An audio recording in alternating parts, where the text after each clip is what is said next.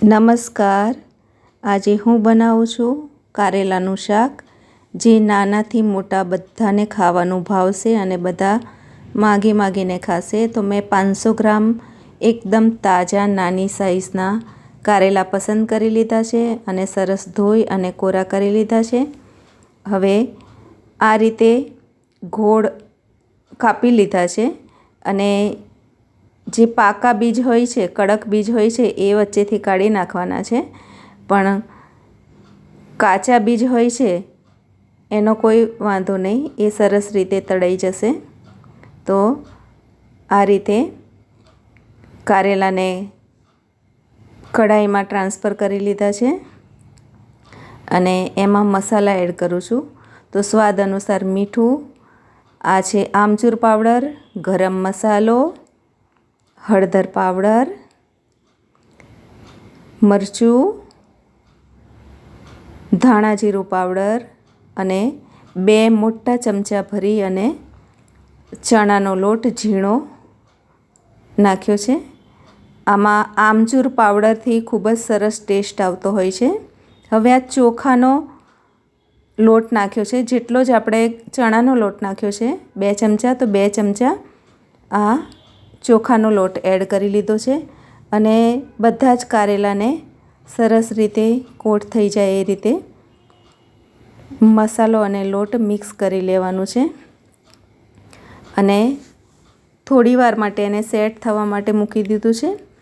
હવે થોડું પાણી છાંટી અને બધા જ કારેલામાં સરસ રીતે મસાલા અને લોટ કોટ થઈ જાય એ રીતે સેટ કરી લીધું છે અને આ રીતે છૂટા છૂટા એક એક કરીને ઓઇલમાં તળી લેવાના છે। તો એકદમ કડક થવા દેવાના છે કે જે 4-5 દિવસ સુધી આપણે બગડે નહીં અને સરસ રીતે આપણે ખાઈ શકીએ।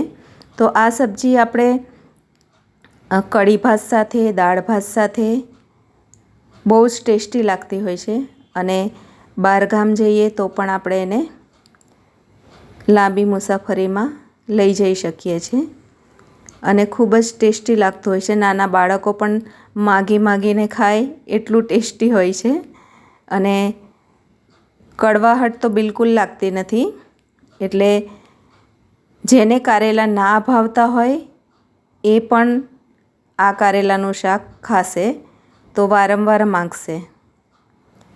એટલે એકદમ સરસ તળી લેવાના છે અને એકવાર ખાધું તો વારંવાર ખાશો। અને કારેલા આપણા સેહત માટે બહુ જ સારા છે અને ડાયાબિટીસ પેશન્ટ માટે તો ખૂબ જ ફાયદાકારક હોય છે। એટલે આ રીતે વારાફરતી આપણે એક ચિપ્સ નાખી અને તળી લેવાનું છે અને આ રીતે મેં પેપરમાં કારેલા કાઢી લીધા છે, એકદમ કોરા, બિલકુલ તેલ નથી રહેતું અંદર।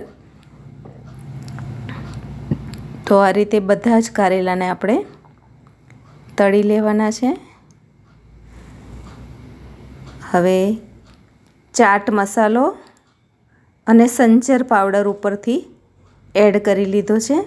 બીજા મસાલા તો બધા આપણે જ્યારે કોટ કર્યું ત્યારે નાખ્યા હતા જ અને હજી જરૂર પડે તો થોડો આપણે નાખી શકીએ છીએ, ટેસ્ટ કરી અને જે પણ મસાલાની ઉણપ હોય એ આપણે એડ ઉપરથી કરી શકીએ છીએ।